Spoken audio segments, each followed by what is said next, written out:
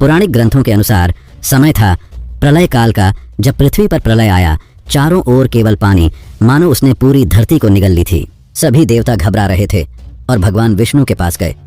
भगवान विष्णु ने वराह रूप धारण किया और पृथ्वी को समुद्र की घेराइयों से उठाकर सुरक्षित स्थान पर रखा। भगवान विष्णु ने पृथ्वी को वचन दिया कि वो पृथ्वी पर वेंकटेश्वर के रूप में अवतार लेंगे। समय बीता, पृथ्वी अब संतुलित थी। एक दिन ऋषि भृगु ने परीक्षा ली कि तीनों देवताओं ब्रह्मा, शिव, विष्णु में से सबसे श्रेष्ठ कौन है।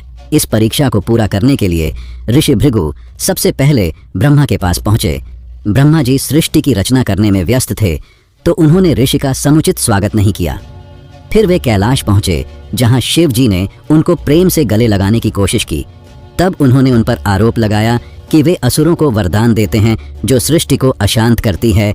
यह सुनकर शिव जी क्रोधित हो गए। आखिर में भृगु वैकुंठ धाम पहुंचे, जहां माता लक्ष्मी भगवान विष्णु के पैर दबा रही थी।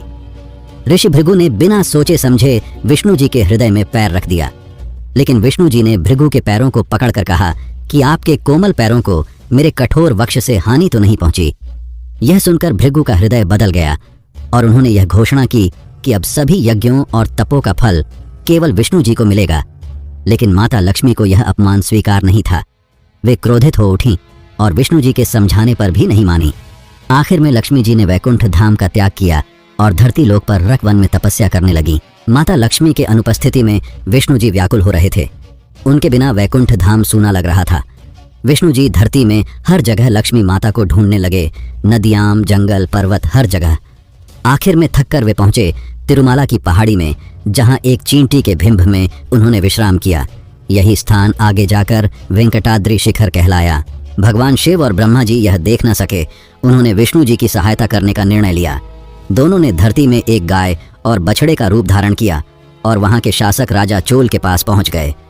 राजा ने उन्हें अपनी गौशाला में रखा और उनकी जिम्मेदारी एक चरवाहे को सौंपी। कुछ दिनों बाद चरवाहे ने देखा कि गाय अब कम दूध दे रही और दिन के एक निश्चित समय में गाय अपने आप गायब हो जाती।